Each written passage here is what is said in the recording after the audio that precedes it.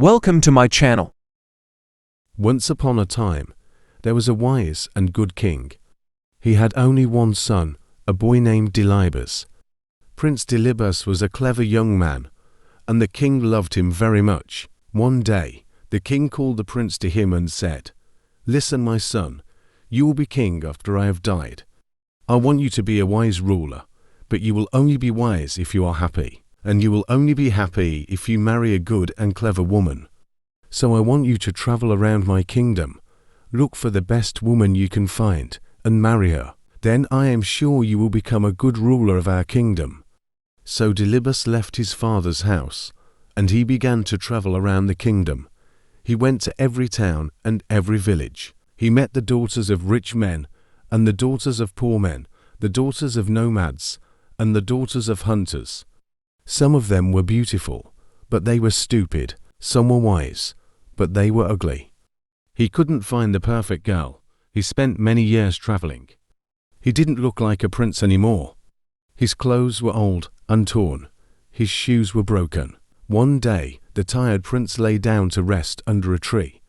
It was the middle of the day, and the sun was high in the sky. His food was finished, and he was very hungry. He fell asleep. When he woke up, he saw a girl. She was looking after her father's sheep. Delibas looked at her. She was the most beautiful girl he had ever seen. He wanted to speak to her, but he couldn't. "What's the matter?" The girl said. "You look hungry.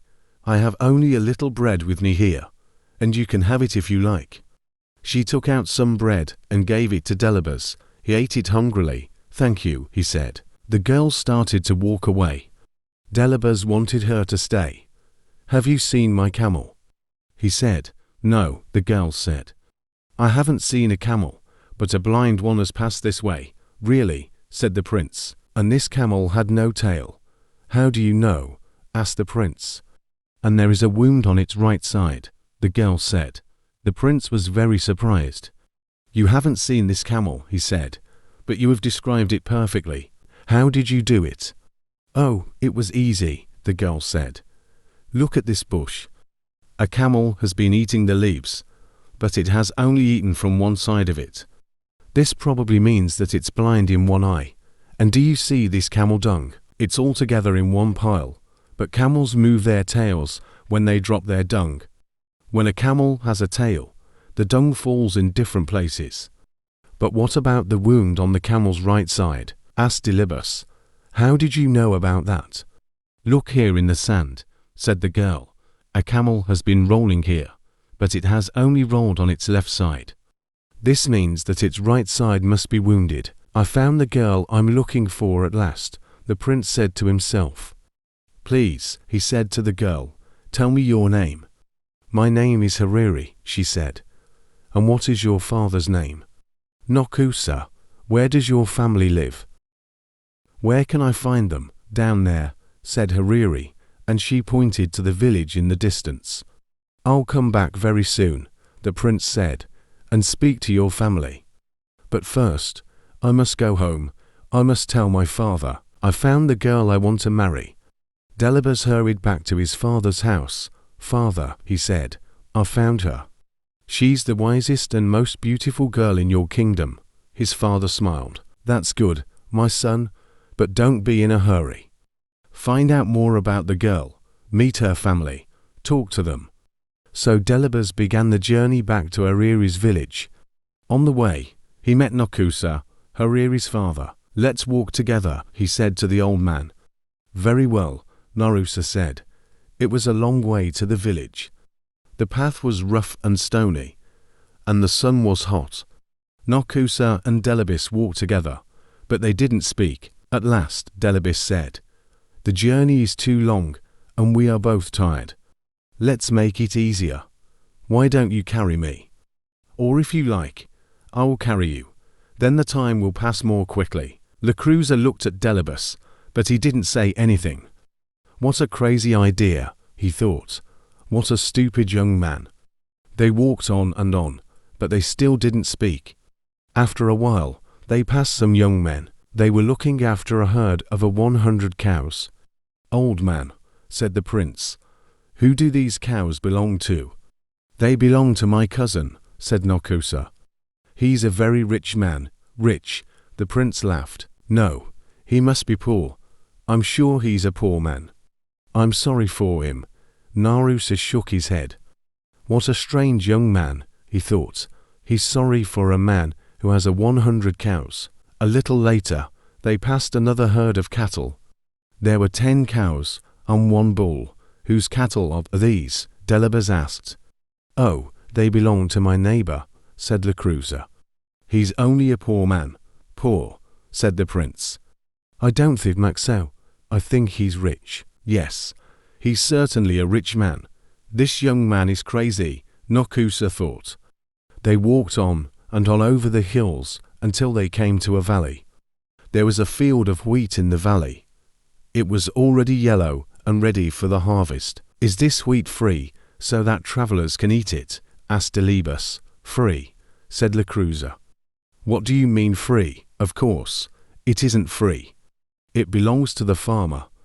I don't understand this boy at all, he said to himself. The sun was going down now. It was nearly evening.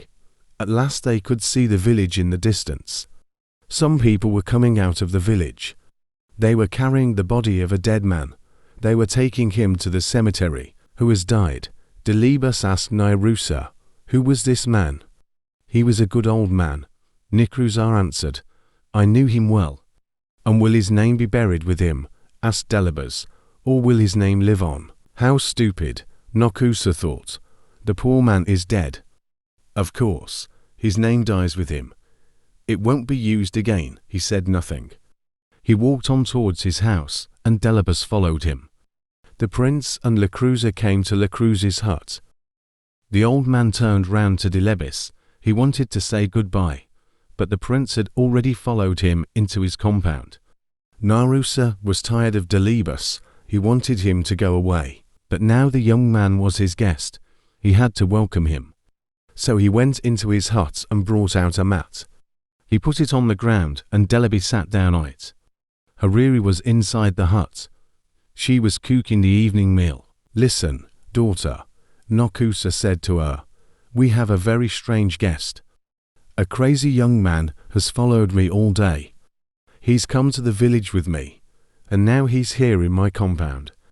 Take him some water so that he can wash his feet. So Hariri took some water and went out to wash Delibes' feet.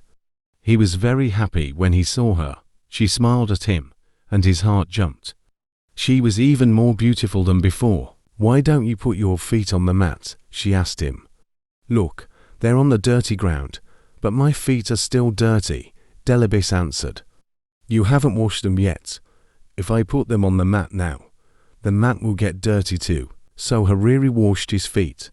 When they were clean, he put them on the mat. Hariri went back into the hut to find her father. This young man isn't crazy at all, she said. Oh, yes, he is, said Lucrece. Do you know what he said to me on the road? Let's make the journey easier, he said. Why don't you carry me?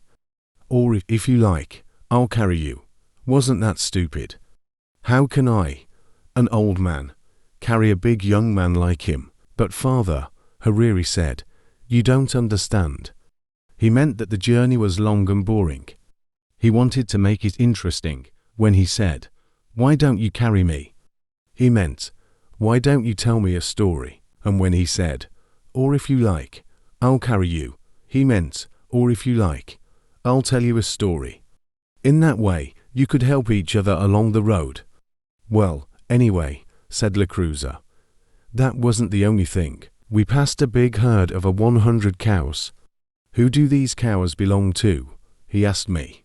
He must be a poor man. Poor. A man with 100 cows is rich. Then later, we passed a small herd of 10 cows and 1 bull. Who do these belong to? He said. Oh, he must be a rich man. Now isn't that crazy? No, father, Harari said. He's right. The man with 100 cows is rich now. But he won't be rich for long. If he doesn't have a bull, his cows will never give birth to calves. After a while, they will all die, and he'll be poor again. But the man who has a bull as well as 10 cows will soon be rich. His cows will all have calves. He'll have more and more cattle every year." "You haven't heard it all," the cruiser said. "We passed a field of wheat. Is this wheat free so that travelers can eat it?" This stupid boy asked me. "Free," I said. "Of course, it isn't free. It belongs to the farmer. Only he can eat it."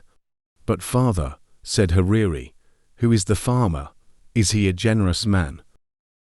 Will his name be buried with him, or will it be used again?" "Oh," said Hariri, "that's easy to understand. He was asking you, as the man had a son. The father's name lives on in his son. It's not buried with him. It's used again and again." The cruiser was tired of talking to his daughter. He went to talk to her uncles. "My daughter's crazy," he said. "You have seen that strange young man sitting outside my hut. He asks all kinds of stupid questions, but my daughter likes him." "Does she?" said Hariri's uncles. "That's good. Your daughter isn't a child now. She must get married soon. Why don't you let her marry him? He looks like a good man to us." "Oh, very well," said the cruiser. "But it's all so strange. I can't understand it at all. They're both crazy." Hariri heard her uncles and her father. She was very happy. "He's so handsome," she said to herself, "and so clever. He's the best young man I've ever seen." Delebis was still sitting outside the hut on the mat. He heard Hariri's words. He was very, very happy. The wedding was soon arranged. Delas hurried back to his father, the king. "Hariri is a wonderful girl," he said, "the best girl in all Afar." "I am very happy for you, my son," the king said. "Send camels and cattle for the feast, take some servants, and all my armed men. Go to her house and marry her. Then bring her back to the palace." "Oh no, father," said the prince. "She doesn't know that I'm the king's son. I don't want to tell her yet. I won't take any armed men with me. When I go to her house, I'll take only one servant. She think I'm a poor man. If she marries me, I'll know she really loves me." The king smiled. "Very well, my son," he said. "Go, but come back soon. I want to meet my new daughter." It was a long way from the king's house to Nakru's village. The prince and his servant started their journey early in the morning, but they walked all day. The sun rose higher and higher in the sky. It became hotter and hotter. "I'm very hot and very, very thirsty," Delebis said. "I must have a drink." "That's all right, sir," the servant said. "Look, we're coming to a water hole. You'll find some water there." They came to the water hole and Delibas looked down into it. The hole was deep. The water was a long way down. "Climb down and fill my water bottle," Delas said to his servant. "Oh, no, sir, I can't do that," the servant said. "I don't want to fall and break my neck," so Delibas climbed into the water hole himself. He drank the cool, clean water and filled his bottle. Then he looked up at his servant. "Pull me up," he shouted. But the servant laughed at him. "Pull you up," he said. "Why, you fool. I'm going to be the master now." He picked up a big stone and lifted it above his head. "He's going to throw it down and kill me," thought Delibas. "Wait a minute," he shouted. "Don't kill me. You'll never escape. Someone will soon find my body. They'll tell my father, and he'll send his men to kill you. I've got a better idea." The servant put the stone down. "What do you mean a better idea?" he said. "We'll change our clothes," said Delebis. "You take my clothes and I'll take yours. You can be the master and I'll be the servant." The servant laughed. "That's a stupid idea," he said. "If I pull you out of the water hole, you'll kill me." "I know you will. I won't kill you, I promise," said the prince. "And I won't tell anyone that you're my servant." The servant picked up the stone again. "I don't believe you," he said. "Get ready to die." "Very well," the prince said. "But don't you want to marry the most beautiful girl in Afar? How will you find her father's house?" "Only I know the way." The servant thought for a moment. "Do you really promise," he said, "you won't kill me? You'll be my servant. "And I'll be your master." "Yes," answered Delibis. "You know me. I always keep my promises." "All right," the servant said, and he pulled Delibas out of the water hole. They changed their clothes. The prince took the servants, and the servant took the prince's. Then they walked on along the road. At last, they came to Nakruz's village. Everything was ready for the wedding. The women were cooking a wonderful feast. Guests were arriving. People were singing and dancing. Hariri couldn't wait to see the face of her dear Delibas. She looked out of her hut, but there was the servant dressed in Delibas's clothes. "This man isn't my husband," she said. "I've never seen him before." "Don't be a fool," her father said. "Look at his clothes, his dagger and his shoes. He was wearing them when he came here before. But my husband is a clever man," said Hariri. "This man looks like a fool. Let me ask him some questions." "Oh, very well," Nakusa said. "But be quick, the guests are waiting. The wedding must begin." So Hariri came out of her hut and spoke to the servant. "Tell me," she said, "what is the heaviest thing a man can carry?" The servant frowned. "The heaviest thing?" He said, "Let me think. A camel's heavy. No, a fallen tree is heavy. Ah, I know. A grinding stone. Yes, a grinding stone is the heaviest thing." Hariri looked behind the servant. "Who is that man standing under the tree?" She wondered. "Here's my next question," she said. "What is the sweetest food in the world?" "The sweetest food," the servant said. "The sweetest food, yes. I know the answer. The sweetest food is honey." Hariri was watching the man under the tree. He was coming towards her now. "I have one more question," she said to the servant. "What is the most beautiful smell in the world?" The servant shook his head. "What a stupid question," he said. "Flowers have the sweetest smell. Everyone knows that." Talibas was standing behind his servant now. He smiled at Hariri. "This man says he's my husband," said Hariri. "But he's a fool. His answers are stupid." Nakusa was very angry. "Daughter," he said, "what are you saying?" "Look, the wedding guests are here. The feast is ready. Take this man. He's your husband." "Please, father," Hariri said, "I can't marry a fool. Let me talk to his servant." She looked at Delibas. "Did you hear my questions?" she asked him. "Yes," said Delibas, "and here are my answers. Your first question was, what is the heaviest thing a man can carry? My answer is a promise. A promise is a very, very heavy thing. For me, just now, it's the heaviest thing in the world." Next, you asked, "What is the sweetest food?" I know the answer to that question. I was alone once in the desert. I had no food. I nearly died of hunger. Then I met a girl. She gave me a piece of dry bread. It was the sweetest food in the world, because I was so hungry. Your third question was this: what is the most beautiful smell? I can answer that one too.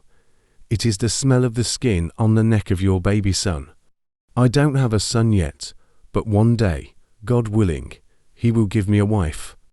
And one day, God willing, she will give me a son. Hariri laughed and clapped her hands. "Did you hear that, father?" she said. "This man is my husband, but he's only a servant," Nakusa said. "I'm tired of all this nonsense. Hariri, I'm your father. You must obey me. Marry the master, not the servant." Hariri went and stood beside Delibas. "Master or servant, this is the man I will marry," she said. The servant was frightened when he heard this. He fell down on his knees. "Oh, please, please forgive me," he said to Delibas. "I was a fool. Don't tell the king your father." "The king? Your father is the king," Nakusa said to Delibas. "My dear boy, this is wonderful. Hariri, my child, you are right, of course. This is the right man for you. I always knew you were a clever girl. You're going to marry a prince. Where are the singers? Is the food ready? Let the marriage begin." The wedding was a happy one. Everyone ate and sang and danced. Only Delibas' servant wasn't happy. He went out of Nagrus' compound and ran away. They never saw him again. The next day, Delibas and Hariri began the journey back to the king's house. Everyone there was very happy to see them. The king liked his daughter-in-law at once. "My son, you have chosen well," he said to Delibas. "Now I know that one day you will be a wise and happy ruler." After a year, Hariri had a son. Delibas was very happy. He took his son in his arms. He smelled the skin on the baby's neck. It was the sweetest smell in the world for him. Hariri smiled at him. "I have given you a son," she said. "Now I want you to give me a promise." "Yes, of course," said Delibas. "What is it?" "I'm always frightened when you go out at night," Hariri said. "There are bad men in the town, and the wadi is the most dangerous place. Please don't go to the wadi in the evening when the people and the animals have returned to the town. Promise me." "I promise," said Delibas, and so Delibas and Hariri lived happily for many years. They had 7 sons and 7 daughters. The old king died, and Delibas became king. He was a wise and good ruler. The years passed. One day, when Delibas and Hariri were old, a servant came to Delibas. "The camels have returned from the wadi," he said, "but one of them is lost." Delibas forgot his promise to Hariri. "I'll go myself and look for it," he said. It was dark outside. There was only a half moon in the sky. Everything was quiet. There was nobody at the wadi now. Everyone was at home in their own houses. Suddenly, 4 men jumped out from behind a tree. "Give us your money," shouted one. "Give us your clothes," shouted another. The 3rd man came close to Delibas and looked at his face. "Let him go," he said to the others. "It is the king."